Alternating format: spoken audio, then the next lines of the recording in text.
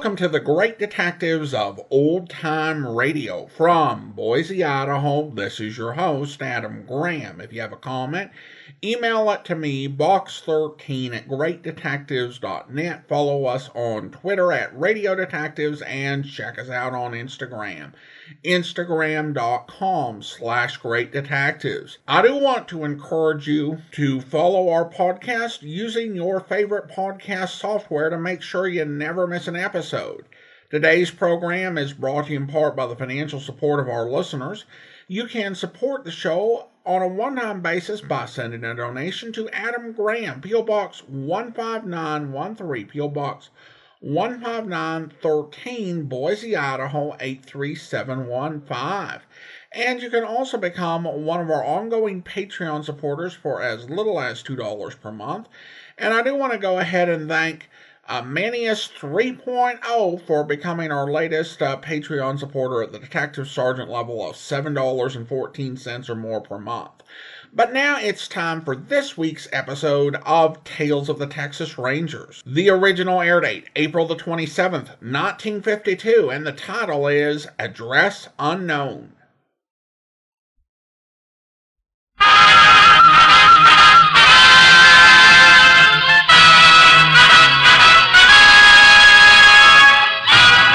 Tales of the Texas Rangers, starring Joel McRae as Ranger Jace Pearson. Another authentic reenactment of a case transcribed from the files of the Texas Rangers.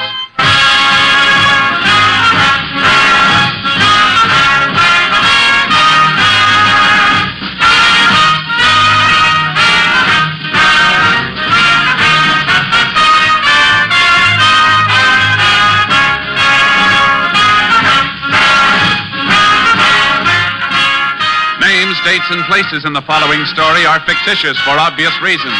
The events themselves are a matter of record.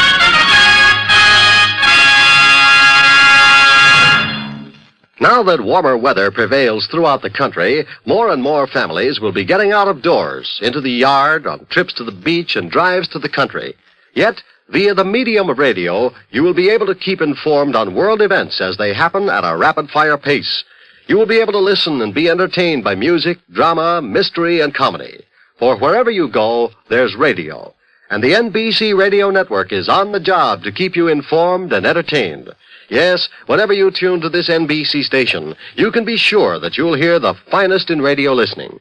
More than 1/3 of the radio sets in the nation are in automobiles or are of the portable type.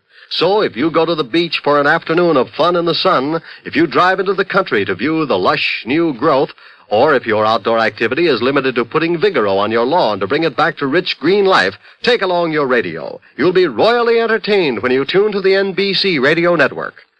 And now, let's get back to the Tales of the Texas Rangers.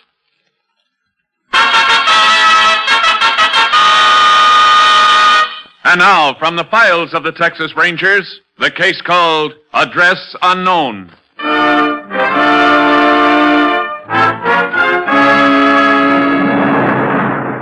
It is just before noon on a hot day in August 1940.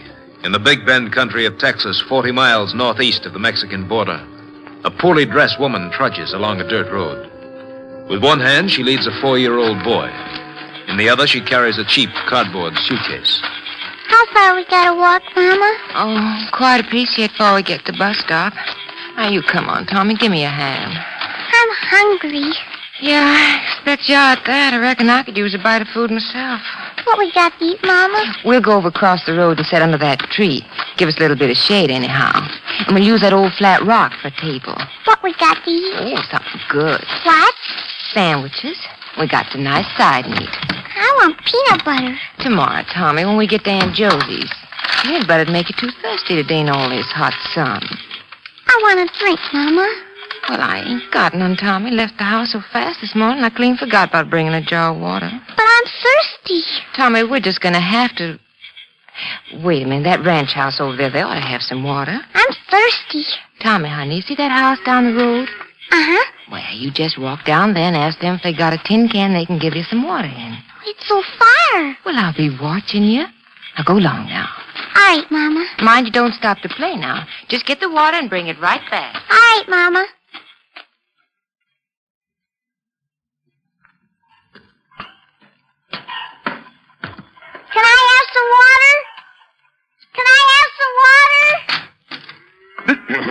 now, look what we got here. Hey, what's a little fella like you doing all the way out here by yourself? My mama wants a can of water. Why, sure, Sonny. Where's she at? Over there. We're back on the road? Uh-huh. We're going to Aunt Josie's. Is that so? Now, what's your name, Sonny? Tommy? Well, Tommy, you come right on out back and we'll see what we can do about getting you some water. We got chickens and a horse. Yeah, now, what kind of horse is he? His name's Robin. Robin and Tommy, huh? Yeah, bet you make quite a pair. Now, here's a cup full of water for you. There. Now, I reckon we can put the water for your ma in this pail here. You and your ma live around here, Tommy, do you? We live home. Huh? There you are now. There. You want some more water? Yeah, maybe I better ride you back to your ma in my car. It's too hot for a little fella like you to be walking. Come on now, Tommy. Mom and me rode in the car this morning. Is that so? Hey, did you come for her? I don't know. There, in you go, Tommy. Now slide all the way across. Now, we'll just put this pail in the middle here. This your car? Yep. Had it a long time, too. Now, where'd you leave your mama? Over there. We got side meat sandwiches. I bet they're good, too. Your face looks funny. Huh? Oh, you mean my whiskers, huh? Well, that's what happens when you don't shave for a couple of days. I don't got no whispers. Well, you'll get whispers soon enough, Tommy. And when you do, you'll wish you didn't have them. Yeah, this where you left your mom? Uh-huh. All right. Come on, Tommy. Come on. There we are. My mama ain't here. Where's my mama? Oh, she's around there somewhere. Suitcase and lunch are sitting there. Where's my mama? Now, Tommy. She'll probably be right back in a minute. I'll give her a call. Let her know that we're here. Lady! Oh, lady! I want my mama. Lady! Where are you, lady? Mama! Mama! Lady! Lady, I got your little boy here. Mama! I want my mama! Tommy, she'll be right back now. I want my mama!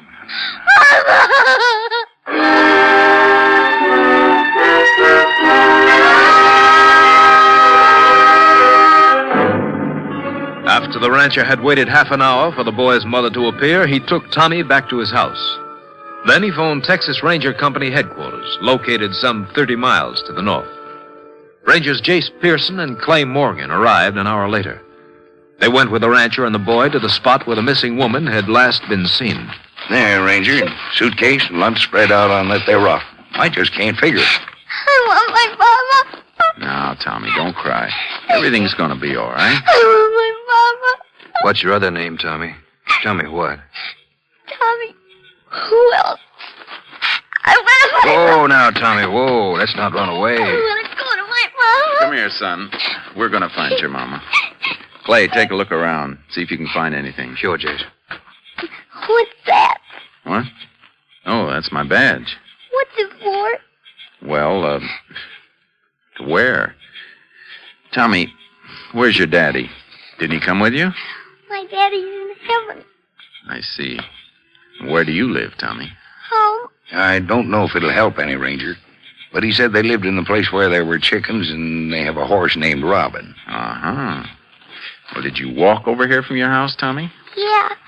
We got thirsty. He said they rode in a car this morning. Might have got a lift part way. Where were you going, Tommy? To Aunt Josie's. Jace! Now, what is it, Clay? Come on over here a second. Can I go with you? Oh, you stay here, Tommy. I'll be right back. Yeah, Tommy, you stay here with me, and if you're real good, I'll let you ride one of my horses. What'd you find? Some tracks here lead into the brush. Yeah, let's see where they go. You figured a woman could have run off and left the kid? Maybe. Doesn't seem likely she'd take off into the brush like this. Yeah, you're probably right. She left her suitcase, too, if she... Hey, Jace. Look at that. Yeah, another set of tracks. Coming in at an angle. Much heavier than the ones we've been following. Could have been a man. Looks like he was moving pretty fast, too. Come on. Tracks are starting to overlap. Maybe the second set was made by somebody coming along after the woman already passed. No path going through here. Doubt if anybody'd come this way unless he had some special reason. Yeah, I wonder why... Clay. Huh? over there to the left. All that torn brush piled up. Looks like it's covering something. Let's go have a look. And pull the brush aside. Yeah. Here she is, Jess. Dead? Yeah, strangled. Beaten up first. Pretty powerful man from the look of those marks on her face and throat. There's a little purse in the pocket of her dress. Anything in it? $12 and a comb. Reckon we can rule out robbery. Uh-huh. That poor little boy. It's times like this when I wish I'd never seen a badge. How are we going to tell him about this? We can't for a while. Thing we have to do is keep his mind off his mother until we find out more about him. Guess you're right. Well, it looks, Jace, the killer didn't go any further into the brush. No, he probably headed back for the road. Let's see if we can pick up his trail.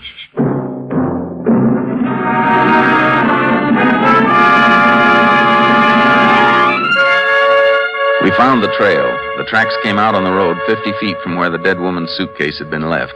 We checked the suitcase without finding any identification. Then we called for the justice of the peace, and I waited while Clay took Tommy Wilkes back to our headquarters. After the JP arrived, we took the woman's body into town. It was 4:30 when I walked into the office where Clay was talking to Tommy. All right, Tommy, you just play with these while I go over and talk to Ranger Pearson for a minute. All right. How you doing? Been trying to keep him occupied. Maybe those handcuffs will keep him busy for a while. It's that one of you didn't give me your pistol. Maybe you think he didn't ask for one. He's a swell kid, Jace, but I'm worn out. He's got more energy than a 2-year-old bobcat. Did you have him photographed? Yeah, we had to practically chain him down to keep him still. So you got him some ice cream. Yeah, he was hungry. He's already eaten over half of it. How come you got so much? I tried to get a pint. All they had left was quarts. Find out any more about his family? No. Maybe you better have tried it. Mm-hmm. Well, how's everything, Tommy? Fine. You just sit and talk a while, huh? Can I have some ice cream? No, I think you had enough, Tommy. I want some ice cream. Well, all right. Clay, put a little more ice cream in that dish. Sure. Tommy, you said you were going to your Aunt Josie's. Uh-huh. Here you are, Tommy. Will you fix it for me? What's he mean? He likes it stirred up. Won't eat it unless it's like soup. All right. Now, let's see. You like ice cream? Yeah, sometimes. Here you are, Tommy. Is that better? Uh-huh. Tommy, did you ever go to your Aunt Josie's before? Uh-uh. How long were you and your mama walking on the road? I don't know. Did you eat breakfast at home this morning? Uh-huh. That could narrow down our area some, Jace. Yeah. Tommy, when did you... Oh, wait a second. You're spilling ice cream all down your sleeve. Here, I'll wipe it. What's the matter? It hurts. Where? Here. Just let me pull that sleeve back and take a look. Hey, that's an ugly-looking black and blue mark. How'd you get this mark on your arm, Tommy? George did it. Who's George? Is he your brother? No, he's George. Where does he live? At our house. Why'd you do it, Tommy? He said I was bad. I wasn't bad. Is George a little boy or a man? Man. You tired, Tommy? I want my mama to put me to bed. We'll put you to bed, Tommy. A nice big bed. I want my mama. Take him out and put him in that cot in the next room, will you, Clay? Sure. Come on, Tommy. Let's go. You gonna take me to bed now? Sure. I want my mama to put me to bed.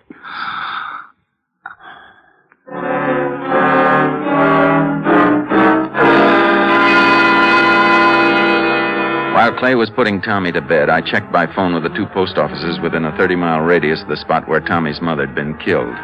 Nobody but the name of Wilkes was listed in the entire area. We sent Tommy's picture to all newspapers in the vicinity. The next morning, Clay and I took Tommy in the car and started combing the countryside in the hope that he would recognize some landmark. By noon, we'd accomplished nothing. You getting a little hungry, Tommy? Yeah. We'll see if we can't find some kind of store soon. We'll all have lunch, huh? Can I have peanut butter? Yeah, if you want. Mama gives me peanut butter at home. I don't like side meat sandwiches. Mm-hmm. You like side meat? Oh, there's Pedro. Who? Pedro, he comes to see George. You mean that man on the burro we just passed? Yeah. I'll back up. You sure you know him? He's Pedro. Hey, senor. Hold up a minute. Call me, senor? Yeah, you mind coming back here? Arre, Conchita, arre. Come out here, Tommy. That's a boy. That donkey sounds funny. Buenos dias, señores. What is it you want? Your name Pedro? Si, Pedro Sanchez. You ever see this little boy before? No, I never see him before. Pedro? Just a minute, Tommy. He says he knows you. Told us your name was Pedro. Senor, many people have that name. I know you, Pedro. No, little boy, you make a mistake. Maybe it's the mustache make him think he know me. You sure you don't know the boy? Maybe he see me somewhere, senor, but I don't remember him. Tommy here says you've been to his house, says you visited somebody there by the name of George. George? No, senor, this little boy, he make a mistake.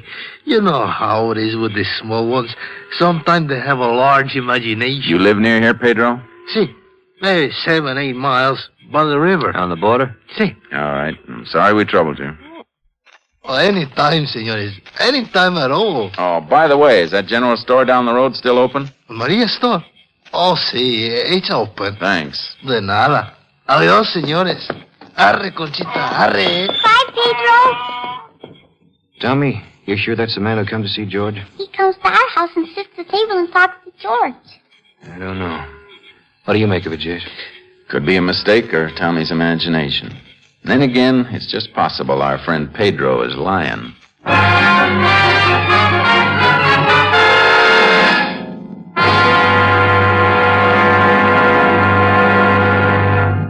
In just a moment, we will continue with Tales of the Texas Rangers, starring Joel McRae as Ranger Jace Pearson. Have you ever left home, locked the door behind you, and had the uneasy feeling that you left a burning cigarette behind? Next time, you'd better go back and check, because every 20 seconds throughout the year, a fire breaks out in the United States through carelessness. These fires kill 11,000 persons each year, disfigure for life or severely burn thousands more, and destroy $7 million worth of property. Protect your home from fire by following these simple safety precautions. Don't smoke in bed or throw away lighted cigarettes. Clean out closets, attics, basements, and any place where old newspapers, magazines, and inflammable materials are liable to accumulate. Repair defective electric equipment and replace worn or frayed wiring. Use cleaning fluids that won't burn, and be careful with matches. Keep them out of the reach of children. Fires in the home, your home, can and must be prevented. Remember, don't gamble with fire. The odds are against you. And now back to the Tales of the Texas Rangers.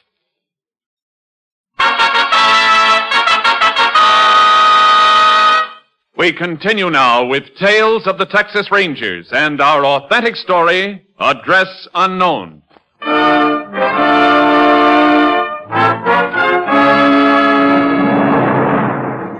After we left Pedro, we drove down to Maria's general store. We took Tommy inside with us. In one corner, 2 men sat playing checkers and arguing in low voices.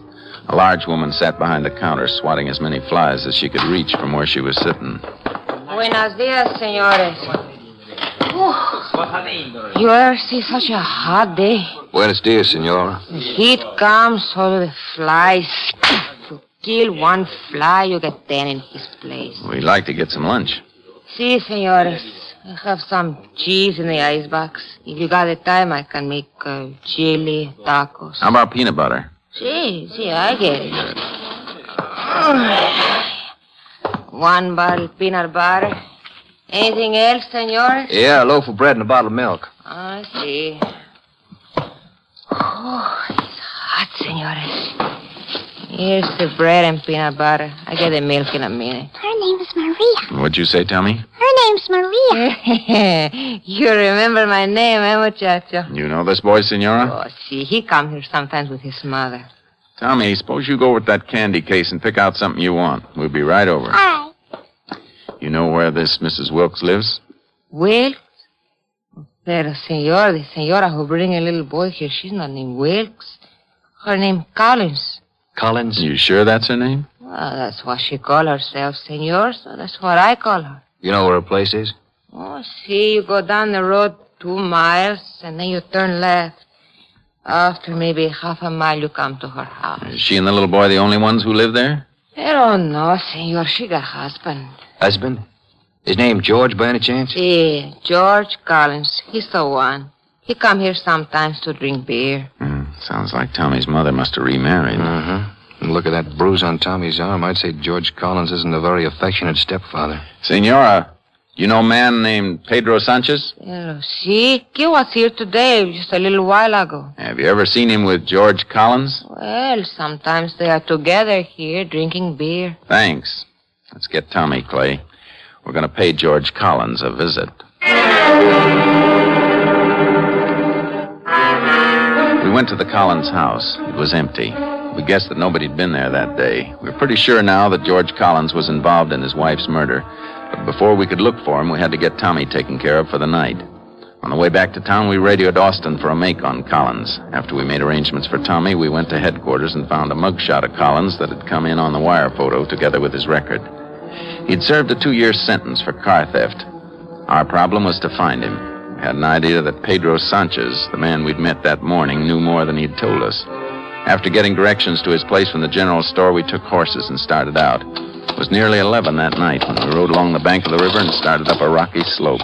That should be it, Chase, up there near the top. He must still be awake. Lantern's burning in his window. Why do you figure he lied to us this morning? Only thing I can think of. He knows where Collins is and doesn't want us to know. Nice view of the river from here. Yeah, a little cooler, too. Whoa, Sharky. Whoa, Dad. Whoa, boy. Chase, you reckon Collins is hiding out up here with Sanchez? Maybe. It's not going to take us long to find out.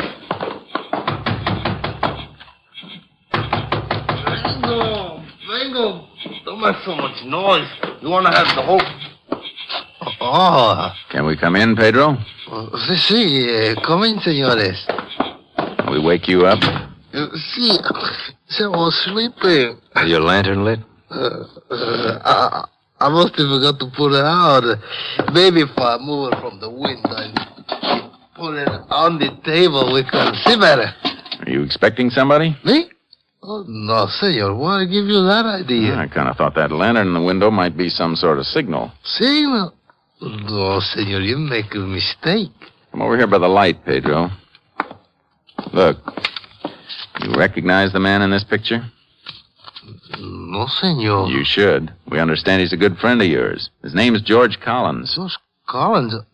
I don't know such a man. I've never seen before in my life. Why you look so at me, senors? I tell the truth. You always tell the truth, Pedro? See, always. This morning you said you didn't know the little boy we had with us. He's George Collins' stepson. That's the truth, senors. You make a mistake. I don't know him, and I never see this George Collins. Maria up at the general store says you have. You believe this fat woman? She lies. If anybody's lying, it's you, Pedro. Senor, You sure that lantern in the window wasn't a signal for Collins? No, senor. Then put it back in the window, Pedro. Pero... All right, senor. Better go out and move the horses, Clay. Collins is going to show up. We don't want him to know he's got a reception committee.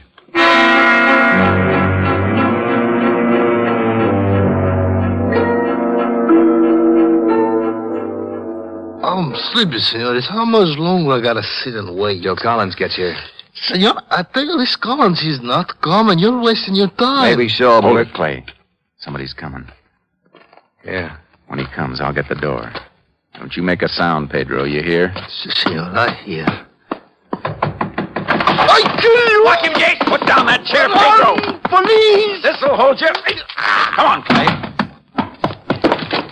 There he goes, down the slope. Hold it, Collins. He's heading for the river. I'll hit him up. Watch it. Last one got him, Jace. Careful. Maybe trying some kind of trick. Yeah. Ain't got his shoulder. Still breathing, though. Must have just knocked him out. Turn him over. Yeah. Jace. Yeah. It's not Collins. Well, then who is Wait it? a minute. He must have been carrying this package.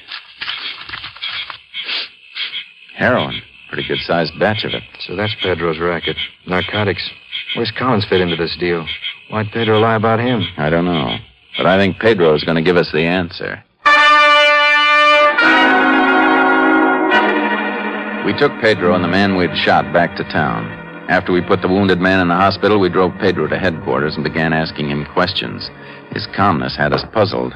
We want to know why you lied to us about Collins, Pedro. I got nothing to say. Is Collins mixed up in this narcotics racket with you? Why you ask me questions, senor? Send me to jail. I stayed there 5 years. How do you know it's only 5 years? I got a friend. First time he get caught, he go to jail. 5 years. Where's Collins, Pedro? I don't know. Now, look. Wait a minute, Clay. I've got an idea why Pedro isn't talking. Maybe he thinks as soon as he gets out of jail, he'll be able to go right back into the narcotics business. And he figures Collins will be waiting for him. That right, Pedro? I got nothing to say. If that's what you think, you're wrong. Because when we catch Collins, he's going to be held for murder. Murder? What do you mean? We're pretty sure Collins killed his wife. Sooner or later, we'll find him, Pedro. And when we do, you'll go on trial with him. Me? I got nothing to do with the killing. You got plenty to do with it. If you know where Collins is and won't tell us. Senor, you got to believe me. I didn't know he's mixed up in this. You want to tell us what you do know he's mixed up in? See, Senor Collins, he's the man I've been working for. When the stuff come from Mexico, always before I take it to his house. Where are we supposed to take it this time? 2 days ago, Senor Collins come and he say he must go away. He say I have to bring the stuff to him in San Antonio, to a hotel there. Which one? The Park Hotel. Senor, I got nothing to do with this killing. You gotta believe me. Come on, Clay. Let's lock our friend up and get moving. It's a long drive to San Antone.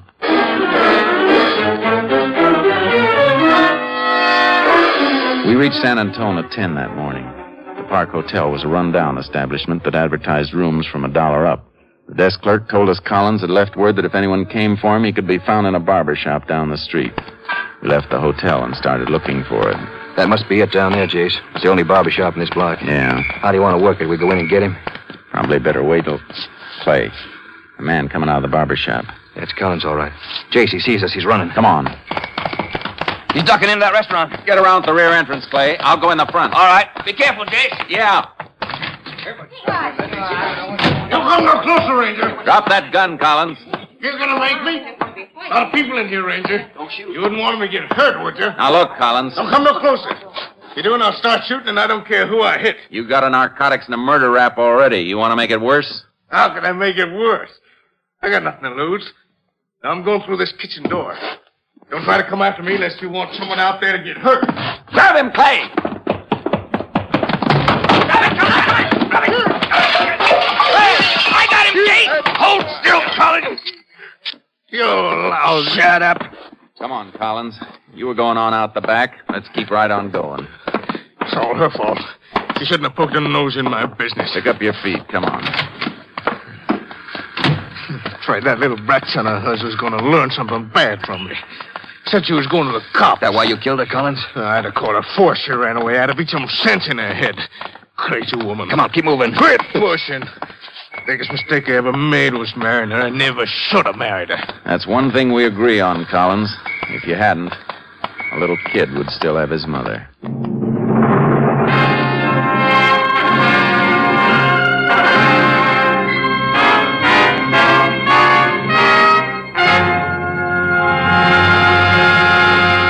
In just a moment, we will tell you the results of the case you have just heard. Today, 2 new shows join the NBC Entertainment lineup. Next on this station, you'll hear The Chase. And then stay tuned for your old favorite, The First Nighter, with Barbara Luddy and Olin Soule, the original stars of the series. Later today, it's Theater Guild on the Air. Listen to this preview of today's show. We haven't far to go. If we can just reach the longboat, we'll have a chance. Wait. There's someone in the shadows. Good morning, Mr. Van Wyden, and my dear young lady. I'm sorry to be such a spoilsport, but you see it's quite impossible to escape from my ship, and if you move one step closer to the longboat, I shall be forced to shoot you both. This is Margaret Phillips. You have just heard a scene from The Seawolf, a dramatic production in which I have the pleasure to co-star with Boris Karloff and Burgess Meredith. This evening on Theater Guild on the Air on NBC. Hear The Seawolf today on Theater Guild on the Air. And now, back to the conclusion of today's Tales of the Texas Rangers.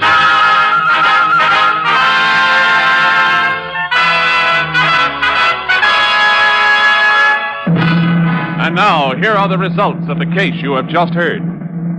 Tommy Wilkes was taken to the home of his aunt, who identified him through a newspaper picture. George Collins revealed the 2 other men who completed the narcotics ring. They were picked up by Texas Rangers, and all 4 men involved were given prescribed jail terms. George Collins was found guilty of murder with malice and was sentenced to life imprisonment at Huntsville. Next week, Joel McCrea in another authentic reenactment of a case from the files of the Texas Rangers.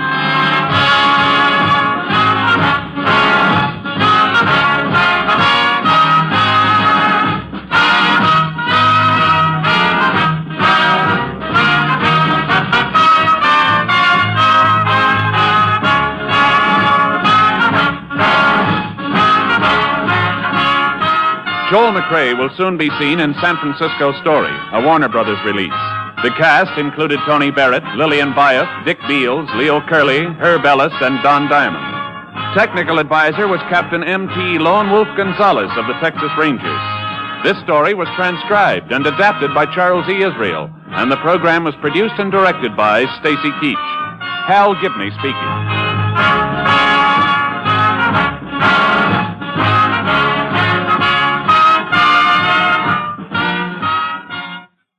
Next, it's The Chase on NBC.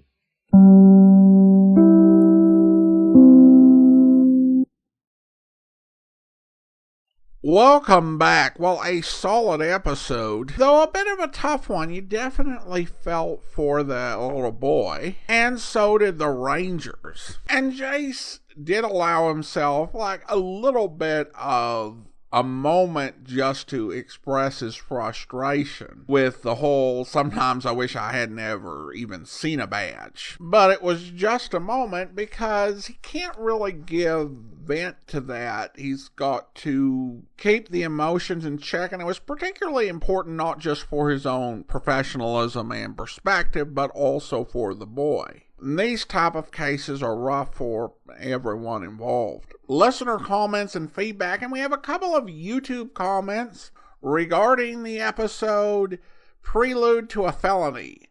And one listener points out, actually this is cattle rustling. And other than the State Department of Livestock Agriculture, a Texas Ranger would investigate this. But in my opinion, I believe this is just an allegory on racism. Well, I appreciate the information, and that does make sense as to why the Texas Rangers were out investigating the theft of, I think it was 4 or 6 cattle. But nevertheless, it still would be rustling. As to the episode as an allegory for racism, I'm a little bit skeptical because I think I've had 3 or 4 somewhat lengthy racial discussions on Tales of the Texas Rangers, and we're not even through the whole series yet. So I don't necessarily think they're getting allegorical. And one thing that should be noted is that these tales are supposedly from the files of the Texas Rangers. So this was an incident that actually happened. Now, it is possible that they changed the details as to who the victim was. But regardless, I don't think the story was about race. It was about bullying. But bullying doesn't require a racial basis or any of the other hot button bases, whether it's religion or anything else. So I don't see it as an allegory just because Tales of the Texas Rangers didn't really do allegories. And I really think it's about bullying.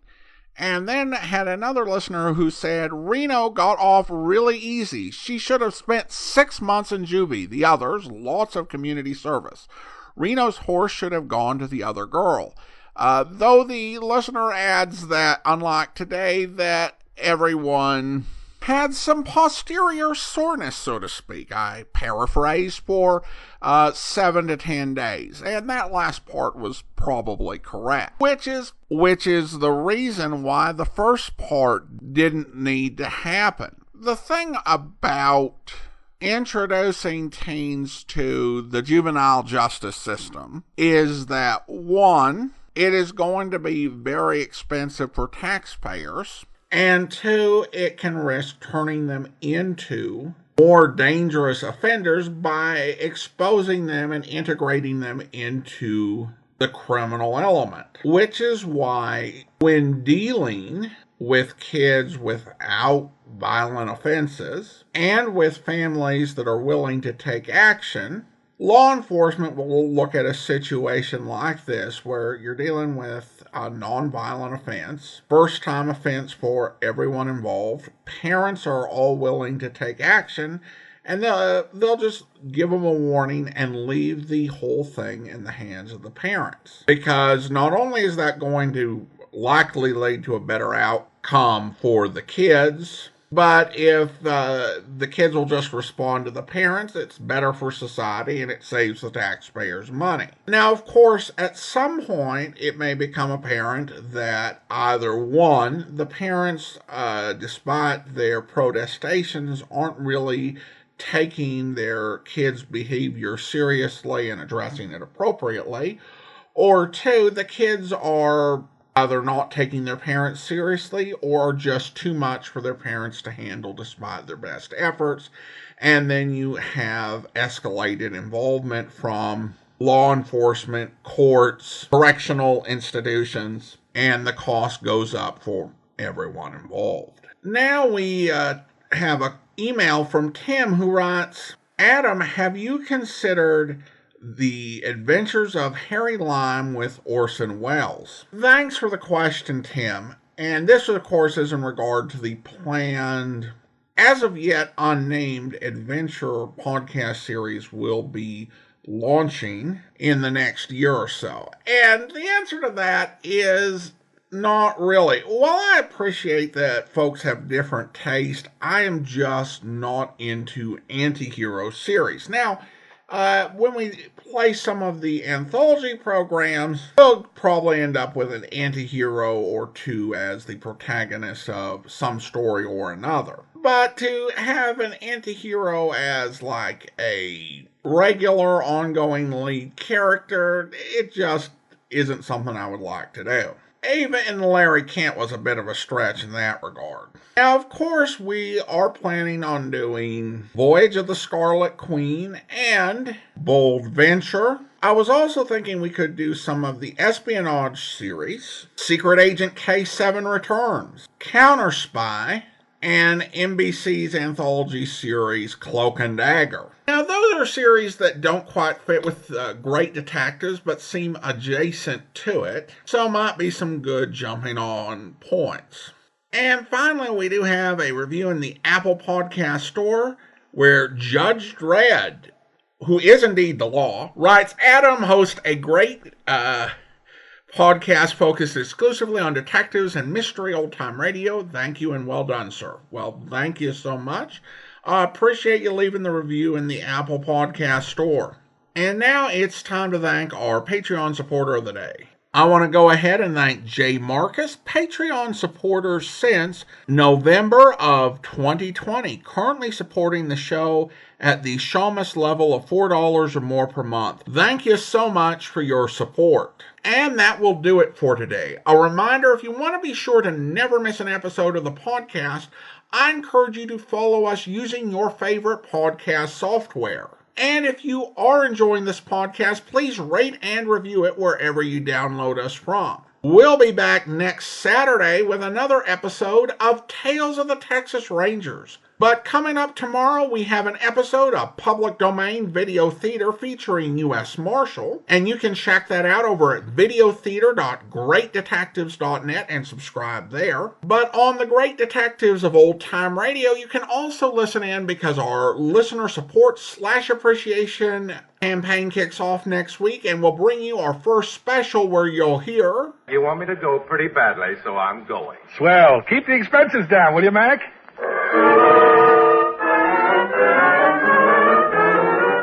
I guess the warden told you, Frank. I'm from the Chicago Times. Yes, sir. He told me. Of course, you don't have to answer any questions if you don't want to. But I do want to. Sure I want to. Fine. You see, I'd like more of your story. Your side of it. I need an angle. Something to hit the public with, understand? Yes, sir. Now, you knew about the ad your mother put in the papers about the $5,000 reward? That's right. Did you know she was scrubbing floors to get that money? Yes, I did. All she lives for is to get me out. I guess that's all I got to live for, too. You know, if you're guilty, you're letting her slave her life away for nothing.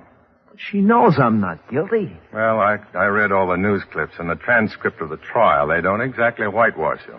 I know, but you only read what convicted me. All the true facts didn't come out. Even Judge Moulton said I wasn't guilty. The judge who gave you 99 years? Yeah, he had to do that. Jury said we were guilty. But in his chambers, he said he knew we were innocent. When was that? After he sentenced us. Oh, after. Well, maybe we better duck that. What else? Oh, my lawyer was a drunk. Didn't even let me on the stand because he was afraid I'd go to the chair. Go on. Well, when they question you hour after hour, you're bound to get mixed up on a lot of little things. Cops didn't even listen to me on the important things. They had to have a conviction, so they went ahead and got it. Yeah, that's a good angle. Railroaded. They took me from one police station to another every few hours. Taking you around the horn, they call it. That was so my lawyer couldn't get me out. And then this Fender Skutnik. Skutnik, that's the dame who ran the speakeasy? Yeah, that's right. The cop was in there having a drink when these two men walked in and shot him and then ran out again. And Fender Skutnik said you were one of the two? The first couple of times she saw me, she said I wasn't. And all of a sudden, she said I was. Finger woman. I hope you'll be with us then. In the meantime, do send your comments to Box13 at greatdetectives.net. Follow us on Twitter at Radio Detectives and check us out on Instagram. Instagram.com/greatdetectives. From Boise, Idaho, this is your host, Adam Graham, signing off.